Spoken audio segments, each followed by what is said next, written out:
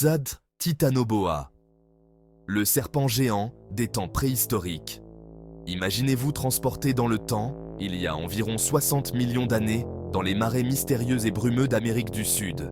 C'est ici, tapis dans les eaux troubles, que vivait une créature si extraordinaire qu'il est difficile de croire qu'elle ait existé. Je parle du Titanoboa, le plus grand serpent à avoir jamais rampé sur Terre. Dressant sa tête à la hauteur d'un homme et s'étirant sur une longueur supérieure à celle d'un autobus scolaire, ce géant préhistorique mesurait jusqu'à 13 mètres de long et pouvait peser jusqu'à 570 kg. C'est à peu près le poids d'une petite voiture. Comment le Titanoboa a-t-il atteint une telle taille? Il a prospéré dans les climats chauds et humides qui ont suivi l'extinction des dinosaures lorsque d'immenses forêts tropicales couvraient la planète. La Terre était alors plus chaude et les créatures à sang froid, comme le Titanoboa, pouvaient atteindre des tailles plus importantes en raison de l'abondance de chaleur et de nourriture. Mais que mangeait le Titanoboa pour maintenir une telle corpulence?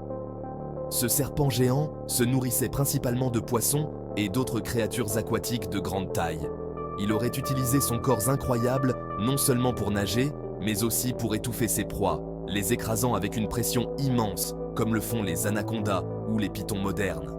La découverte des fossiles du Titanoboa en Colombie en 2009 par des scientifiques a été une percée qui nous a ouvert une fenêtre sur le passé. Elle nous a donné un aperçu des écosystèmes après les dinosaures et un exemple concret de gigantisme chez les animaux préhistoriques. Pourquoi le Titanoboa est-il important? L'étude de ce reptile massif aide les scientifiques à comprendre comment les écosystèmes se rétablissent et évoluent après les extinctions massives.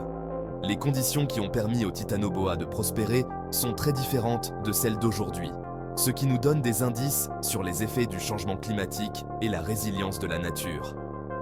Alors, la prochaine fois que vous entendrez parler des géants de l'ère préhistorique, pensez au Titanoboa, non seulement un serpent, mais un symbole de l'incroyable tapisserie de la vie sur Terre, en constante évolution.